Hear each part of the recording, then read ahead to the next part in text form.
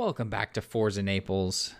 I'm Ian, joined as always by Paul. Paul, an unfortunate loss in the Jägermeister Cup at home. Pretty good crowd on the 4th of July, but a 2-0 home loss in a game where probably the right result, maybe. 2 goals called back, one of them clearly offside, the other one we still don't know what for, but just another one of those games where something just kind of seemed off, especially in the last 10 minutes of the first half and for parts of the second half there. We had the pleasure of watching it together. What did you take away from this game? Yeah, I thought the team. So I think the right team did win. I think that the Rowdies probably deserved to win. Um, but I think you hit on the head. I think it should have been 1-1 in the second half. And then who knows if we can hold on to the end. It looked like we tried Onan in the middle, and I was pleased with our midfield play. I'm not sure if I love him there. I know we talked at length about that, Onan being in the middle, but it did allow for us to play through the middle. The downside was they just doubled Farine, and the wings were then non-existing. She only had Farine down the right side. Um, I think that this should be the end of our Jägermeister run with where we're sitting. I mean, mathematically not eliminated, I don't think. 'Cause I think Tampa Bay is sitting on five They're on or 7, so we couldn't yeah, win the group, but we I guess could still get a wild card. It's looking very unlikely though when you look at the other groups. yeah. So that's kind of it for the Jägermeister Cup. It was a fun run, not really. Jägermeister not as fun as the U.S. Open Cup run, but you know, it allows us to pivot. I don't think we were that far from Tampa. They were clearly the better team, but I think they were only significantly better for us in short bursts, and unfortunately, that resulted in 2 goals. Um, and that the second goal that got called out back, we watched the replay on ESPN Plus. Absolutely nothing there. Absurd that goal did not stand. So when you look at it that way, it's 1-1. It would be 1-1 midway through the second half. Who knows if we can hold on or not? Um, but yeah, another just disappointing result. But I think that realistically, we both kind of thought that that's what the Rowdies. The Rowdies were the team in better form, and yeah. Yeah, I thought the Rowdies played really well, to be honest. Much better than the last time we played them, where we were dead even with them. I thought they really showed that they're a really good championship side. They've kind of been out of form for a little bit, but I think they've finally starting to get back into form and figuring something out. And talking to some of their fans as we were leaving the game, shout out to the Rowdies fans that did make the trip down. They seem very pleased with that team performance and are hoping that can kind of spark something in the league now and get a good run coming together for them. Thought they were really well. You kind of mentioned it there with Onan playing in the middle, and we were talking about that as the game was going on. Him being in the middle, I think we would prefer him out on the other wing just because of the pace that he brings, but him playing in that true number 10 role, we actually were able to play a lot more through the midfield, I thought, and I thought he did a really good job of distributing balls down the wings. We just missed his pace down there on the wing, and like you said, they seemed to double team Farine, especially after he put in that cross pretty early on where the goal got called back for offside around the 16th minute, I think it was. He played a great ball across and came off of Henderlong's head in the goal. Unfortunately, he was just offside. Heckenberg as well, I thought, kind of came back into form. I thought he had played decent the past couple games, but he really stood out to me as a pretty exceptional player in this one, in that defensive midfield role.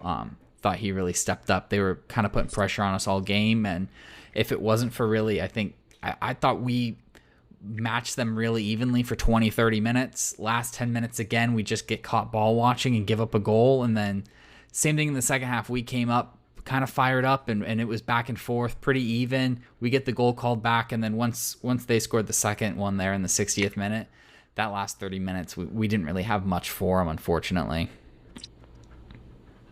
No, and I don't think they played poorly. I think that Mm-hmm. this is a result. right? If you just look at the scoreboard, yeah, we lost 2-0. But if you watch the game, and this is why, really with soccer, you can't just look at stats. And that I didn't do a deep dive because I think if you look at the stats, our stats did look better other than the goal Yeah. line.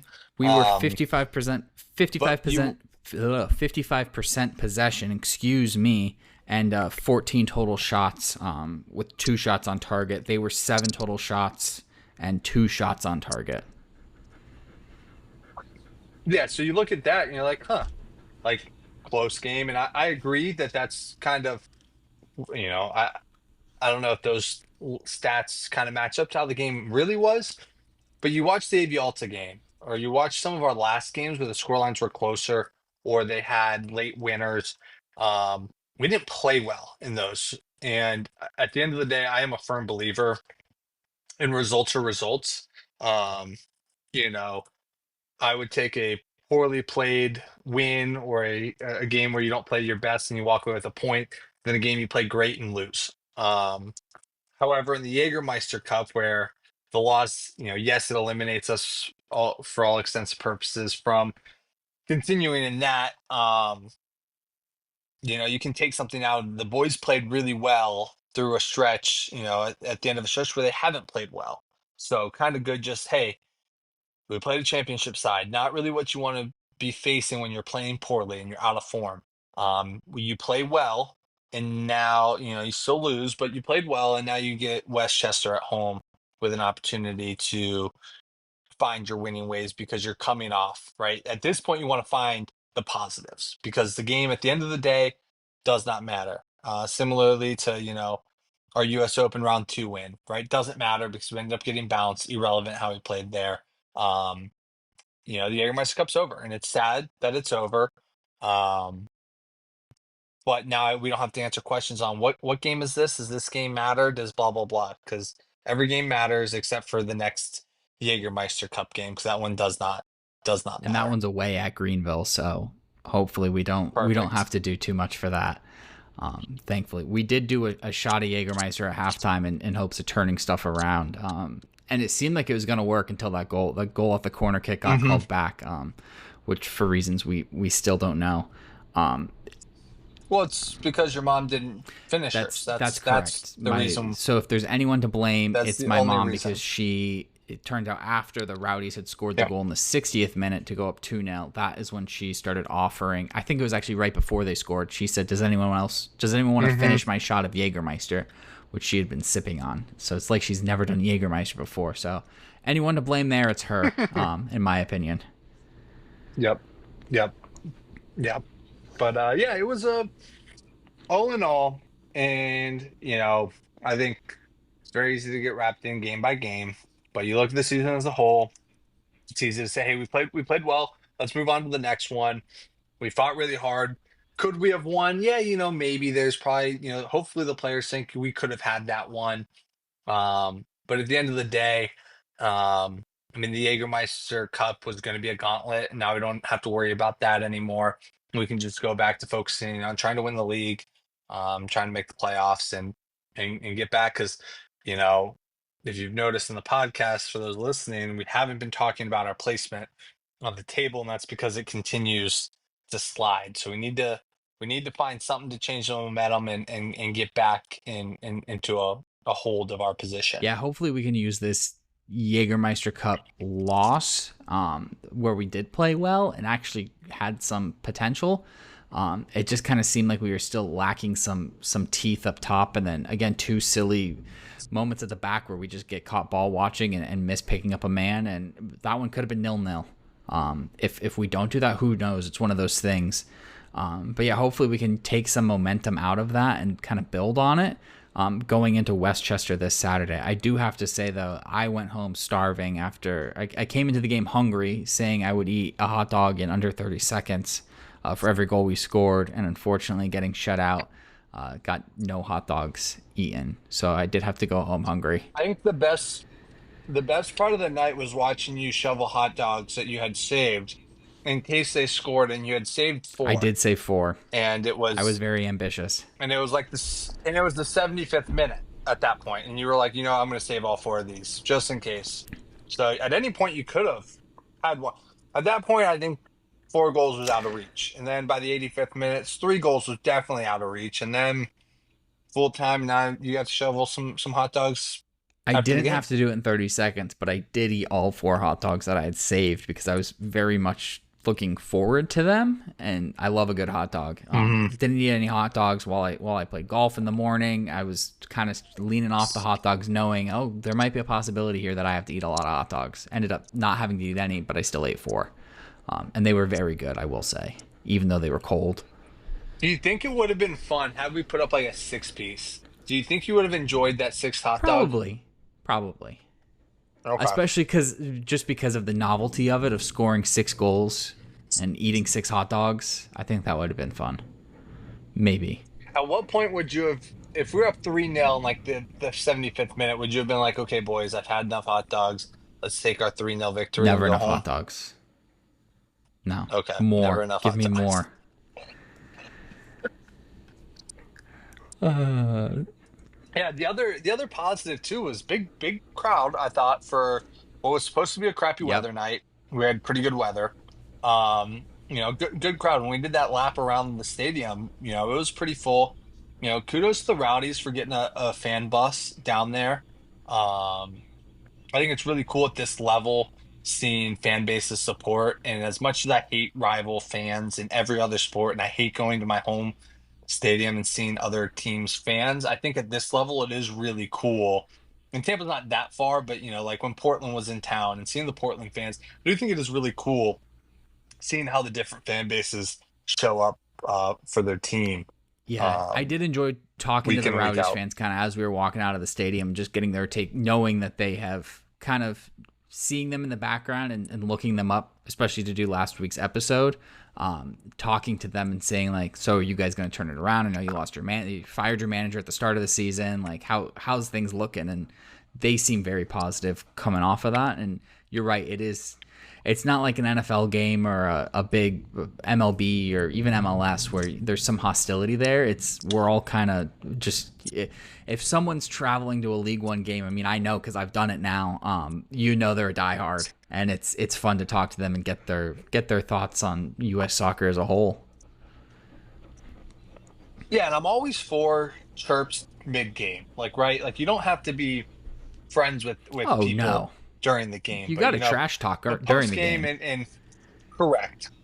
And I remember one of my favorite sports memories, and this is like ingrained in my mind as a Panthers fan. Remember when we were at game 4 in 23 when the Panthers went down 3-1 to the Bruins, and we had those guys from Boston right in front of us, right? And we were just talking smack all game back and forth. And I think they stomped us in that game. And kind of at the end of the game, as gentlemen do, we stood up, wished them the best of luck, shook hands, thinking our season was over and saying, "Hey man, go get the Stanley Cup," thinking the Panthers were going to Boston and that was going to be it. And now 3 years later, they've won. They've been to the Cup 3 times and won it back to back. So it's those kind of fan interactions where you can be kind of back and forth all game, and then post game, you shake hands and you move on.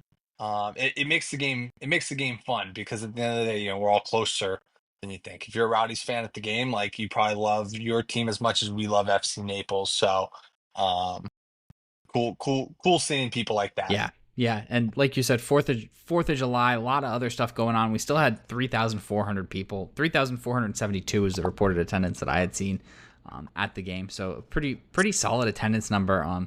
Still outdrawing most of the rest of USL One with that number on a 4th of July with plenty of other things going on. You got fireworks downtown. You got people traveling and all sorts of stuff. So really cool to see. Is David Sampson the president of FC Naples? He's not. David Sampson? Okay, so those I numbers think are the numbers legit. are Those legit. are Yeah. those are the real numbers. Okay. Okay, just checking. If you know, you know. Yeah, cool atmosphere. The halftime show was cool. Um, and I don't know if you want to talk about mascots, Ian. Do you want to go into Yeah, that? we pitched to some marketing guys that we need a mascot, and we pitched the snowbird, but we were told that would be too offensive, and we couldn't do that, unfortunately. So I'm hoping now for a manatee because I think manatees are really cool and really unique to Southwest Florida, and Florida as a whole. So maybe we'll get a manatee mascot because we were saying at the game, you can't do an alligator because you got Swampy, who was there, which loves Swampy. Shout out to Swampy, Love Florida Swampy. Everblades mascot for those that don't know. Florida Everblades minor league hockey team here. But yeah, what's your pick for a new mascot? So I'm a little disappointed in myself because I didn't have one on the spot. I actually think my girlfriend also liked the manatee idea. So I'm not a manatee lover. Like I don't think that I'm much more team alligator when it comes to South Florida animals. And agree, we probably cannot be the alligators. What do you think about a tarpon? Tarpon would be pretty cool. I mean, you've got the Tampa tarpon, I guess, but tarpon would be kind of cool. No longer a team. Tampa Tarpon are no longer. Oh no, they are I was still. gonna Sorry, say, they switched from the Tampa Yankees to yeah, the Tampa Tarpons. Yep, and then you had the Florida Tarpons, Arena yeah. So it Football could be a League note, team. I don't know an if ode to you that. have to Yeah, remember that. But yeah, I think that the Tarpon's a pretty cool trophy fish. I think that would be a cool. I just feel like the ridicule, and if they choose manatee, like I'm gonna rock with the manatee. And we'll pivot to cool names, but I just think that there's an opportunity for ridicule if you're the I mean, manatees. you look at some So of the other mascots around the league, and I would encourage you to go read. Luke Martin wrote a pretty good piece about all the mascots in USL League One and breaking them down. And you've got a flamingo, you've got an ibis in South Georgia, an owl. pretty sure it's a It is a plastic plastic flamingo for flamingo, which Florida is Madison, the right? official bird of the city of Madison. We learned doing some research there on Forward Madison. They should be made fun of for that, for See, sure. you're so quick to make fun of it. I think Yeah. that's pretty cool. All right, so yeah, we just see things, and you know what? Mascots can grow on you. I remember the when we were the Pelicans back in kindergarten. I thought that was a stupid mascot, but grew to love the Pelican, and I think like the New Orleans Pelicans logo and the merch that they have is really cool. So I guess it really will depend on what type of designs that they come up with when if they do choose manatee. But pretty cool that hopefully will be coming. Maybe that'll be next year's off-season excitement thing, and I think that that's what they should do when they do the release, kind of like they did with the jersey. Release the Um, mascot. and I have a suspicion that they're going to do some sort of fan vote when they come down to like the final three. Um, I think I could see with the way that this club operates that they could put this up in the hands of the fans. And I'm all for that. I don't think we let the fans go wild with it because I think that that could lead to some really bad options or people picking things because it would be funny. Um, yeah, I think if they come up with three, put it up to a vote, kind of like the Utah hockey team did for theirs. I think that that could be cool fan engagement. And then, next summer, or I guess off season in December, January, you release you know, do an event like they did with the jersey release, and it'd be a cool way to get the fans back together.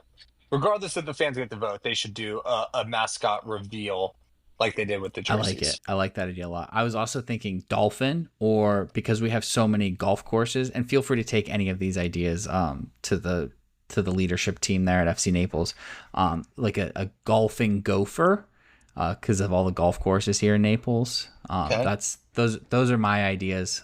They're all probably terrible, but What about just going simple? What if going with something simple like birdies or eagles? yeah, yeah. There are some bald eagles in Naples, and it could be a nod to the golfing community if you went with eagles. I don't think there's any professional eagles, and it FGCU, would kind of they're the Eagles. fair. Forgot about them, but it would almost be a nod kind of to Naples High. They're the Golden Eagles. Um, my pre-K alma mater. And I think that that would be a cool, could be a little nod, or even just like the birdies and do something like golf themed That could could could be work. Yeah, cool. Um, could be like a hole with like a bird flying and the flag be the FC Naples crest. Could be a cool merch yeah. idea. I like it. I like it a lot. Could work. I think if anybody listening to the show has ideas, you should totally get in touch with the pod or with the team themselves. I'm sure that they will take any any suggestions that people Yes. have. And we will rank your ideas if you send them to us. We love to do it. If we Me get it, especially loves to do a power rankings. hmm if we can get five people sending their ideas, we can rank. I think you need a minimum of five to do a Yes, list. agreed. Well, that is a good a segue as ever to lead us into this Saturday's matchup against Westchester SC, fellow expansion side, new team this year. Westchester coming in. Not that this means anything given our recent run of form here, but they are 2 wins, 5 draws, and 5 losses.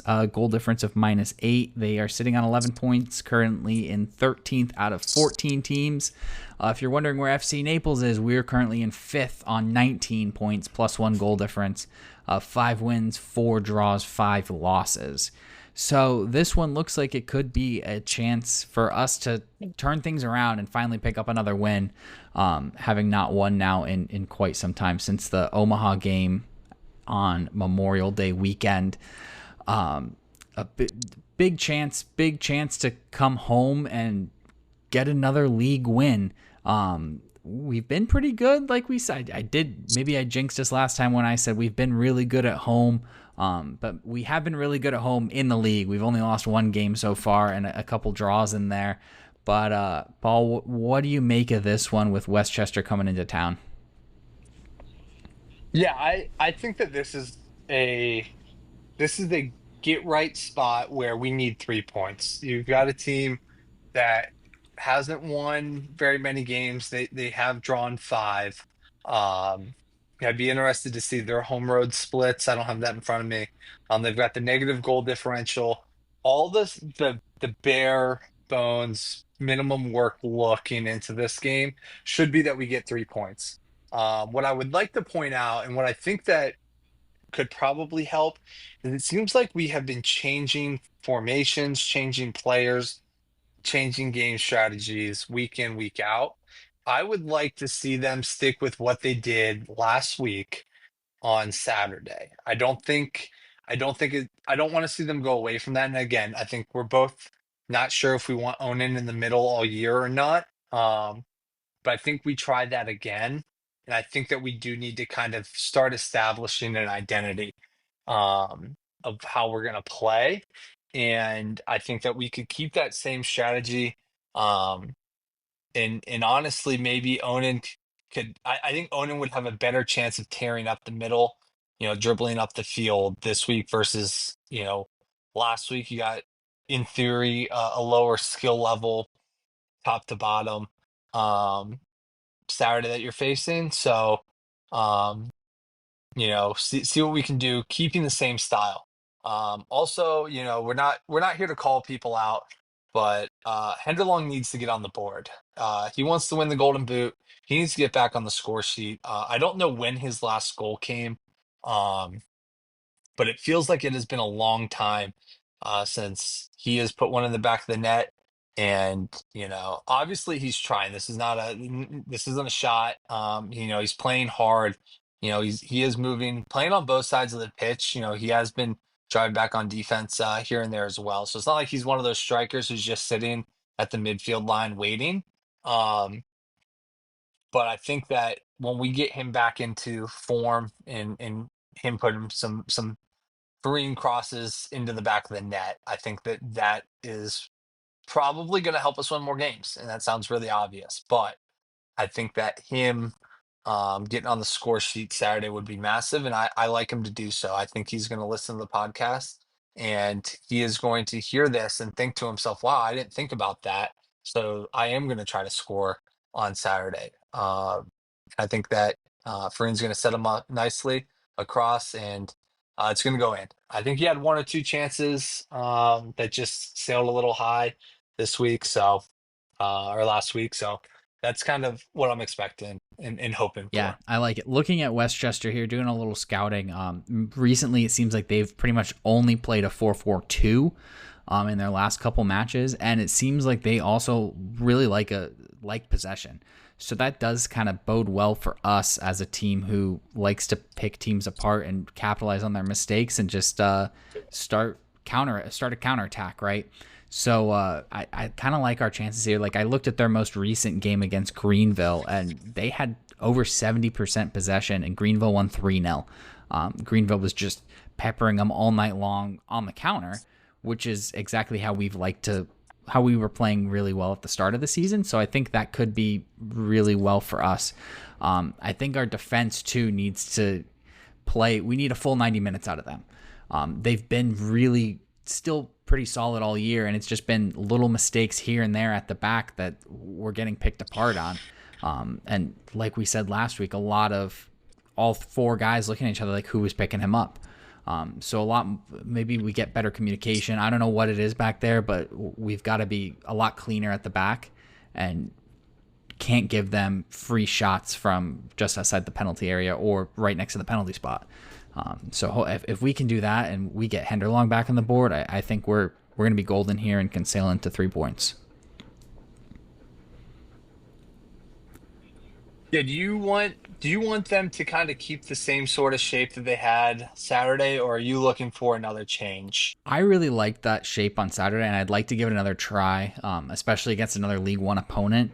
I liked Onan in the middle. I think we both kind of wanted to see him out wide, but I think he really changed it for us in the middle, with everything running through him, and we had a lot more of a midfield presence. We weren't trying to just skip the midfield like we seemed to the past couple games, of knocking the ball down the wings. And so I think Onan too is good against a team that's going to play in this 4-4-2, where he can kind of start putting that pressure on the midfield, dispossess him, and then we hit him on the counter, because he's proven that he can dispossess anyone, and once he gets the ball at his feet, he's going to be quick, and willing to take on challenges and play pretty decent balls. Same with Farine. Even if he jumped into the middle with Onan, you kind of go an opposite there, but I think those two guys can really work hard and do that low block and just dispossess these guys. Yeah, and I think I'd like to see Onan try to beat some guys one-on-one in the middle there. I thought he was great facilitating. I thought he was a calming presence and did a great job kind of passing it around. I think on Saturday he'll have an opportunity to just be faster than the guys he's going against. And he looked comfortable.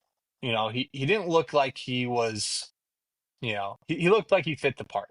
So I think if we could see some more dribbling, moving the ball, him moving the ball at the field himself before, some passes, I think there should be more room for him to do that on Saturday. So I agree. I think keeping him there at least for one more game, and seeing how it works. And like we said, they played well Saturday.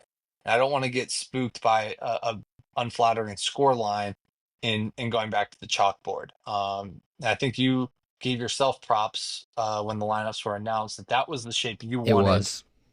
to see. So Yeah. thinking, getting some consistency, getting guys in their roles, I think will go a long way. We're kind of getting to that point of the season where, comfortability, familiarity, like all those things should be in place. And yeah, and I think Onan's is good in that spot. Yeah, I think Onan and Farine would be kind of our first, and Heckenberg as well, if you want to throw him in there, would be our first names in the midfield. And then whether you go with O'Connor, Perpa, Torres, or Ian Cerro there, I think those are all kind of interchangeable guys. But whoever the other two are, I think we need to see a bit more out of them in this game as well, and really take that step up, from where we've been at. Just a lot more of a midfield presence, and let's go. If these guys want to have possession, let's not make it easy for them. Let's put them under some pressure, make them make mistakes, and let's hit them on the counter like we did so well against Omaha and like we did so well early on in the season. That's what I'm really hoping for in this game.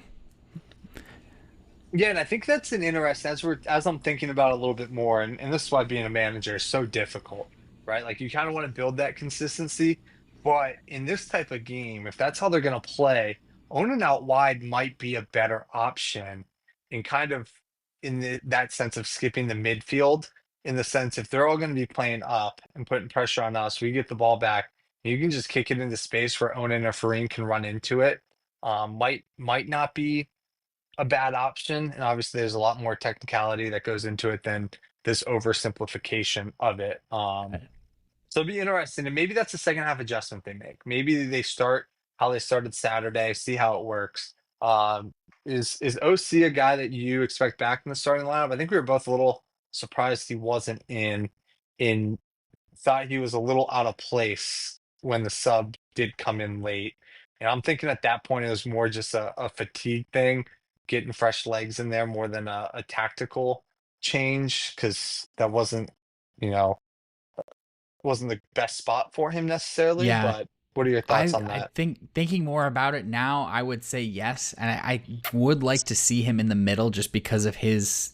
He's proven he's a really good defensive midfielder, if you will, while not playing a defensive midfield. I mean, he was playing left back against Greenville, and I thought did fine, kind of thrown into that left back role. So I think he could be the guy to step up and kind of control that midfield and really him along with Heckenberg just putting in challenges, dispossessing these guys, and then building from the back, or building from that middle to back third there where we're going to win those challenges and spark those counterattacks. O'Connor too is just such a good distributor of the ball. I think I'd like to see him back in the starting 11 for this one. Do you have a scoreline prediction?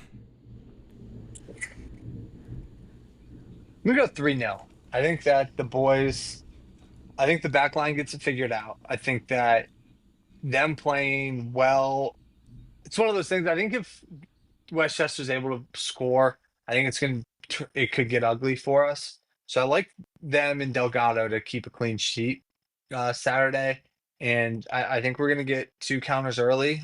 I think it's gonna be 2-0 at half, and then we'll find one late, a late icing on the cake goal. Yeah, I think I'm going to try something different because I've gone with wins for the past couple predictions. So I'm going to go 2-2. We're going to mix things up a bit, try and change the mojo up by me predicting a draw.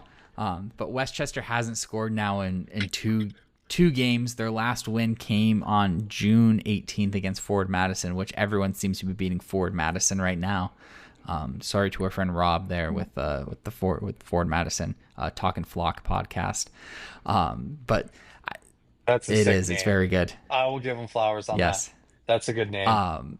But I think it's going to be 2-2. I think we kind of similar to Chattanooga where we score and then give up a goal at the end of the final 10 minutes and then we come out, score quick, and then they respond right away, and then it's just kind of a stalemate from there. I'm going to go 2-2. I hope I'm wrong. I hope we win, but trying to change things up, I'm going 2-2. Yeah, and I think that when we're looking at this, if nothing else, I will consider this game a victory if we do not allow a goal in the last 15 minutes of the first half. We are so lousy at closing out halves that I would love for the boys to not allow a goal in the final 15 minutes of the first half, even if that means playing all 11 of our guys in our own box for the final 15 minutes. Let's just not give up a goal in those final 15 minutes. I want to try something else too. I want a card. I want your card total. How many cards do you think we're gonna see Saturday? I'll go 3 yellows total. I think it's going to be a quiet night on the card front. I have no idea who the referee is, but I'm going to go 3 yellows total. Just an overall pretty quiet night. Teams aren't really they're just there to play, not there to break each other's legs. What about you? Yeah, I'm gonna go with just one. I'm gonna go with one Just one. solitaire. I'm gonna go with one yellow card. Just one. I don't know. Again, I probably should have looked at how many cards that we've seen. I don't think there were any on Saturday. No, I think Farine got Um, one, and then there's a couple against the Rowdies. I don't remember how many either, that's but right. That's right. I know there was some because I remember loudly cheering when Yeah, one of their guys got one. yeah. I'm gonna go with just one. It's gonna be on us. We're gonna take a yellow. I think just with the way the style they're gonna play. Actually, I take that back. It's gonna be them. They're gonna get a yellow for. I'm gonna do a full change up. We're gonna get a yellow for them stopping a promising attack. Then we're gonna get a red card for a dog. So, I saw that in the Texoma game we were watching Sunday, was it Sunday, Saturday night. and that's one of my favorite soccer terms. So we're gonna see a red card for that against Westchester. I love it. Five yellows in the game total between both teams in the game against the Rowdies. Okay. If you're keeping score at home. I do have, now that we have one game left for most teams in the Jägermeister Cup, do you want to revisit our Jägermeister Cup predictions? Let's do it. Do you have what I said I written do. down? I actually wrote it down. I did something. Okay, good. I was pretty proud of myself. Okay. But they're not looking too good. Yeah, because Casey all game was just tapping me. Write that down. Write that down for your podcast. And I was like, that's not really how this works. Group 1, Las Vegas Lights currently sit atop with 9 points, and then you have Sacramento and Monterey Bay both with 6 points in second and third. I had Orange County coming out of that group. They've been eliminated. They're on 3 points. You had Monterey Bay, so that one's still alive for you. So there's hope there. Okay. All right. There's hope. Group 2, I had San Antonio FC sits atop with 9 points, followed by New Mexico, Phoenix Rising, Colorado Springs on 6, 5, and 4, respectively. And then you also have Texoma and El Paso on 2, 1, and 2. Union Omaha has been eliminated. They got no points off of 2 games. I had Colorado. You had El Paso. So it's not looking too good there for us.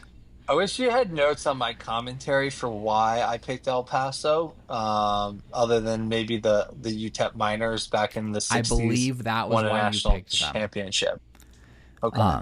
You know what? Then good pick. Honestly, that was good analysis, if you ask me. Pretty solid analysis. Yep, I'll give it to you. Yep. Group 3, Indy 11 sits atop that one with 8 points, and then you've got Birmingham Legion right behind them on 7 points. They both played 3 games. I had Tulsa, you had Knoxville, so they have both been eliminated.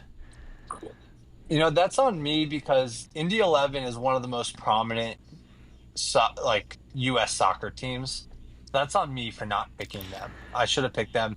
They were a city that rejected, and I don't know if an MLS team ever moved there, but they were not happy when an MLS team tried to move to Indy, so I should have picked the Indy 11. Another cool name. I kind of like that. Very cool name. I wonder what their mascot is. I wonder if it's just 11 stick figures on a flag. Maybe something to do with race cars. I don't know. Group 5, we've got Loudoun United on 8 points, and then Louisville City, Charlotte Independence both on 6, and Lexington on 4. I skipped Group 4. Excuse me. We'll come back to that one. I picked Loudoun, so I'm looking good there. You picked Louisville, who's right behind him on 6 points. So both of us still in play in Group 5. I like Group it. 4, we've got Rhode Island FC atop that one on 9 points, Hartford Athletic on 7, and Detroit City on 5. I picked I picked Detroit. You did pick Detroit. I picked Rhode Island, so Nice. both of us still in play there. It's looking better for me, though, with Rhode Island sitting on 9 points. Then we come to Group 6. This one's my favorite. We both picked Charleston, who still is, I think, the best team in the USL Championship. They've been eliminated on 2 points, played 3 games. So right now the Rowdies sit atop with 7 points, followed by Greenville with 6, Miami FC with 5, South Georgia Tormenta 4, and then us with 3. This must be how people who pick March Madness using skill and logic feel, because they never get any of them right. So next year I'm going to go based off of fully movies where their city, has one of my favorite movies. That's how I'm going to pick teams next year. Or had a team. So El Paso, you have a Yep. chance. El Paso, you have a chance. I was going to say, or they had a March Madness team that made a great run, historic run in the 60s. Ooh. Good. I like that. Yeah. Well, that's the movie, the Glory Road Yes. movie. Great film. So, I got to figure out where the Remember the Titans school is. I forget where that. I think that's Virginia. So maybe the Richmond Kickers have a chance. Coach Carter. Richmond Kickers absolutely getting picked to win their group next year. Got a lot of great sports movies. We'll have to around there, next week so do Paul's top 5 sports movies of all time. So I will be ready for come that. prepared for that for next week. Paul, anything else you want to add before we go? No, just thanks to the people who listen week in week out. We would do this whether you guys are there or not, but appreciate people taking time out of their busy schedules to listen to what we have to say about uh the hometown club. So looking forward to Saturday. I think we talked about at the game. I'll be at a wedding, so I don't know how much I will get to watch. I do think that the wedding part will be over before kickoff. And as we've talked about, out of respect to the bride, not because she picked a good date. It's not her fault that she didn't look at the Naples schedule when they planned this wedding, considering there wasn't even an FC Naples probably when this wedding date was picked. So she gets a pass this time. I love it. Yeah, be sure to follow us on social media. Come say hi to us at the game. I'll be there on Saturday. We're ForzaNaplesPod on Instagram. You can shoot us an email, ForzaNaples239, all one word, at gmail.com. Follow us on Bluesky as well. I finally showed Paul what our Bluesky looks like, and it's just Forza Naples on Bluesky. You should be able to find us. And I want to give a shout out to the North End OGs. They've been making some noise up there along with Labara 239 all season long. The drums bringing the atmosphere. Keep it up, boys. We appreciate it, and it makes the game so much more fun when they're there. Again, thank you all so much for listening. We do really appreciate it, and we will see you all soon. Until then, come on, Naples.